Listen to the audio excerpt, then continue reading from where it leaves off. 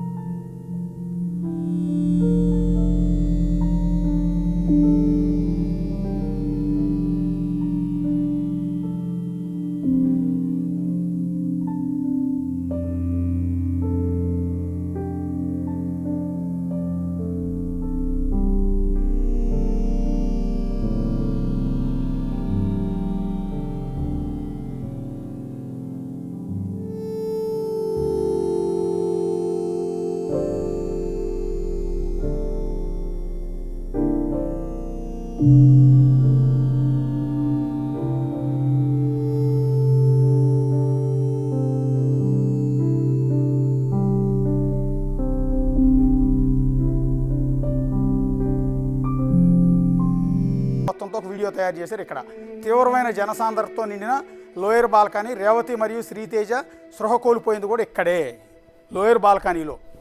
చూశారు కదా, అల్లు అర్జున్ అప్పర్ బాల్కనీకి చేరడంతో అతన్ని చూసేందుకు కొంతమంది పైకెక్కే ప్రయత్నం చేశారు. కింద అక్కడ బాల్కనీ ఉంటుంది, మీకు తెలుసు కదా, సంధ్యా థియేటర్లో బాల్కనీ పైన అల్లు అర్జున్ కూర్చుంటే కింద లోయర్ బాల్కనీలో ఉన్న జనమంతా కూడా ఆయన ఎరగబడి చూసేందుకు ఎగబడటం, ఆయన్ని రీచ్ అయ్యేందుకు ఆ బాల్కనీకి ఎక్కి ఏలాడుతున్నారు కొంతమంది, దాన్ని పట్టుకుని ఏలాడుతూ ఉన్నారు. అప్పటికే లోపల వీళ్ళిద్దరూ శ్రోత పడిపోయారు. అప్పటికే రేవతి అండ్ శ్రీతేజ్ వీళ్ళిద్దరు పడిపోయిన తర్వాత అప్పర్ బాల్కనీలోకి వచ్చి తన సీటు వైపు వెళ్తూ ఉన్నాడు.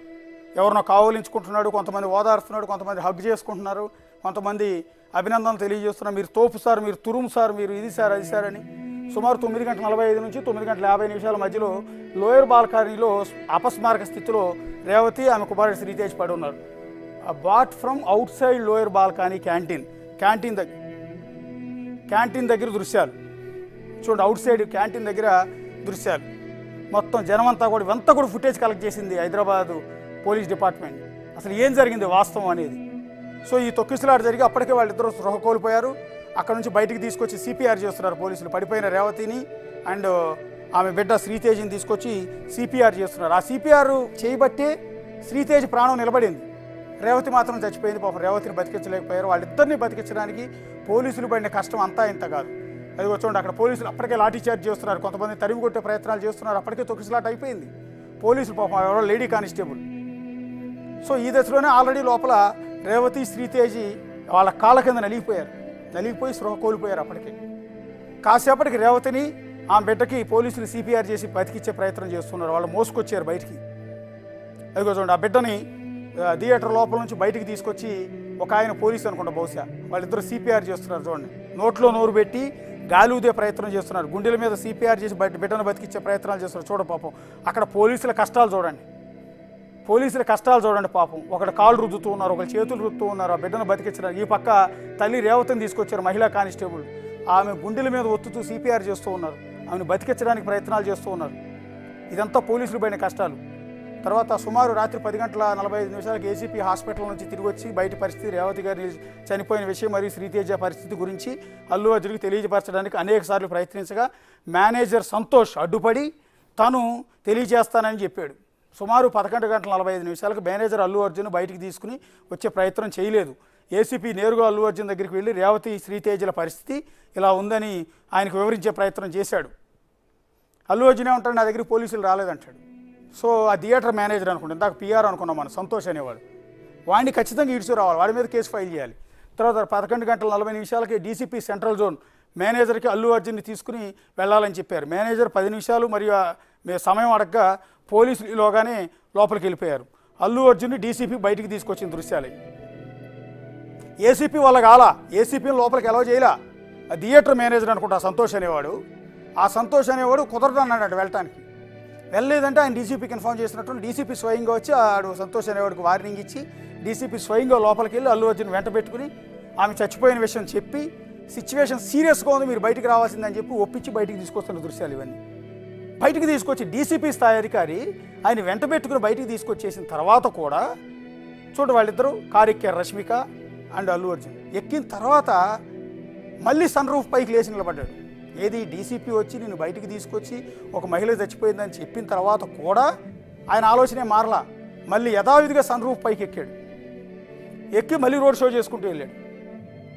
మరి ఇంకా నాకు తెలియదు, నా దగ్గరికి పోలీసులు రాలేదు, నాకు మహిళ చచ్చిపోయిన విషయమే తెలియదు, నన్ను ఎవరు అప్రోచ్ అవ్వలేదు, నాకు విషయం చెప్పలేదు, నాకు నేను గారు వచ్చానని ఇంత పచ్చి అబద్ధం చెప్పాడు. చూడండి, ఇది పోలీసులు బయట పెట్టిన వీడియో. ఇందాక మేము టెలికాస్ట్ చేసాం చాలా వీడియోలు.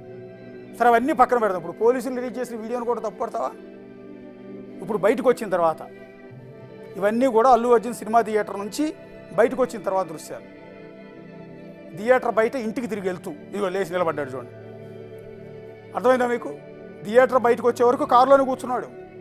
గేటు దాటగానే ఒక మహిళ చచ్చిపోయిందని తెలుసు, ఒక డీసీపీ స్వయంగా నా దగ్గరికి వచ్చి విషయం చెప్పాడని తెలుసు. అయినా కూడా ఎంత మూర్ఖంగా ఉంటారు చూడండి. సినిమా హీరోలు అయినంత మాత్రం మెదళ్ళు బొద్దుబారిపోతాయా? నాడీ మండలం పనిచేయదా? అది బుర్ర పనిచేయదా అంటారు. ఆ టైప్లో ఆయన బయటకు వచ్చి మళ్ళీ రోడ్ షో చేశాడు. ఇదిగో అరౌండ్ 5:35 PM to 5:40 PM